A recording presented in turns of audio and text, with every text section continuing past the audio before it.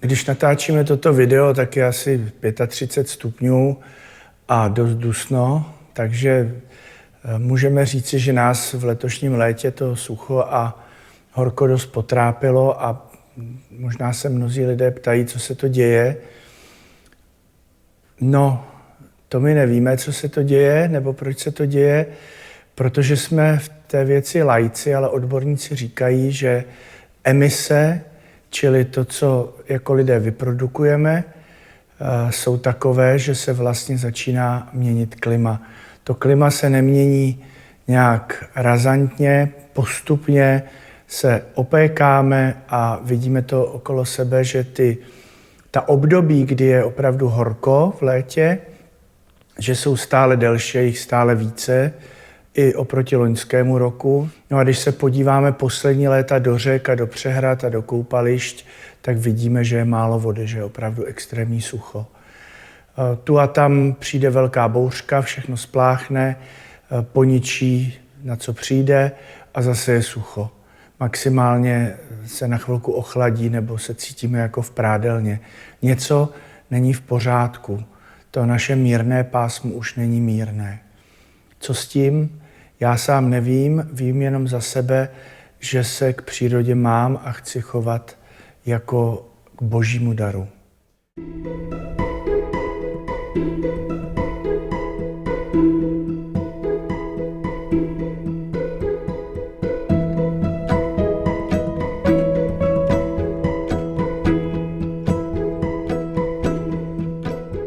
Společný domov, o kterém mluví papež František, je především realita, protože my žijeme na jedné zemi a když se podíváme sami na sebe a na svět okolo nás, tak je to všechno velmi křehké.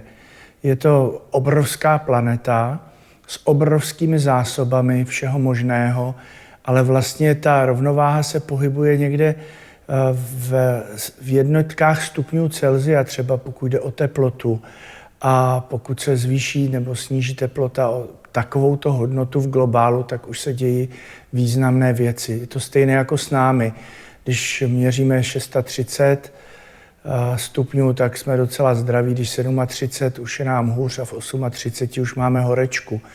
To, co vidím, je opravdu, že jsme křehké stvoření a že Bůh úplně jak hodinář do nás vtiskl vlastně ten svůj záměr nějaké rovnováhy.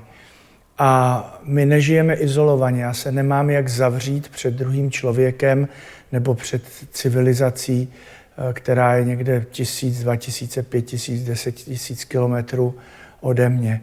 Možná my tady v Evropě se chováme poměrně šetrně k přírodě, i když podívejme se každý sami na sebe, jestli bychom třeba nemohli být někde ještě ohleduplnější, ale jsou místa na světě, kde se na tyto záležitosti nedbá a pak má člověk takový pocit marnosti, protože na jedné straně zeměkoule se snažíme a na druhé straně je to každému jedno. A tak ten společný domov je opravdu nepoetický výraz, je to popis reality a on se týká pochopitelně jak ochrany klimatu a přírody, ale tak je to vlastně hospodářství, protože jestliže my budeme tady vyrábět se všemi těmi minimálními zásahy do přírody a někde na druhém konci světa prostě budou se chovat jako ropáci, jak se říká, tak oni samozřejmě budou mít všechno mnohem levnější, zahltí s tím ten náš trh a my si ještě ublížíme hospodářsky. A to se tady v Evropě a na starém kontinentě děje. Takže nezbývá mnoho, než začínat sami u sebe, nebát se zdánlivě prohrávat, to znamená, nemusíme mít úplně všechno, na co si vzpomeneme, a modlit se za to, aby také další lidé, všech těch 7 nebo kolik nás je miliard lidí, abychom si uvědomili, že je potřeba se o zeměkouli, o zem starat jako o společný dům.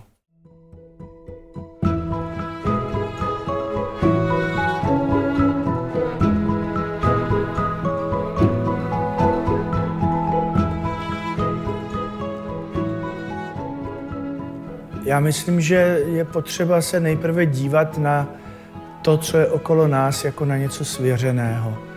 A když je mi něco svěřené, tak to nedrancuji, ale pečuji o to. Samozřejmě dá se vylít motorový olej někde prostě na louce, dá se vyhodit lahev plastová z okna, dá se udělat spoustu věcí, kterých si jako nikdo nevšimne a řekneme si, že to je malý skutek, že se nic nezmění, ale pak se stane, že to dělá velké množství lidí a výsledek je, že jsme pomalu takové jako jedno velké smetiště.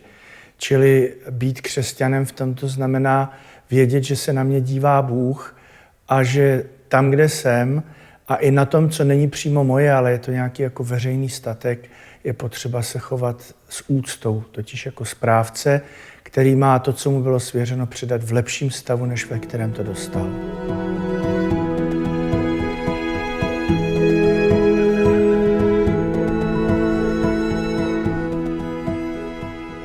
Volání země je slyšet, prostě země sténá a projevuje se to tím nepohodlím, které prožíváme a v těchto letních dnech je to velmi očividné a kdo je opravdu chudý a třeba nemá klimatizaci nebo větrák, tak mu může být ouvej opravdu a možná to sami na sobě zažíváme, co jsme nikdy nezažívali, že nám zle zhorká, že nejen, že jsme unavení a spocení, ale že opravdu nám není dobře. A ti chudí, ti vlastně jsou taky ti, kteří sténají a volají a vlastně ta ekologie integrální, tak jak o ní mluví papež František, je chování se s úctou a láskou k tomu, co je okolo nás. Ať je to příroda, ať je to člověk, ať jsou to ti, kteří potřebují nějakou naši pomoc.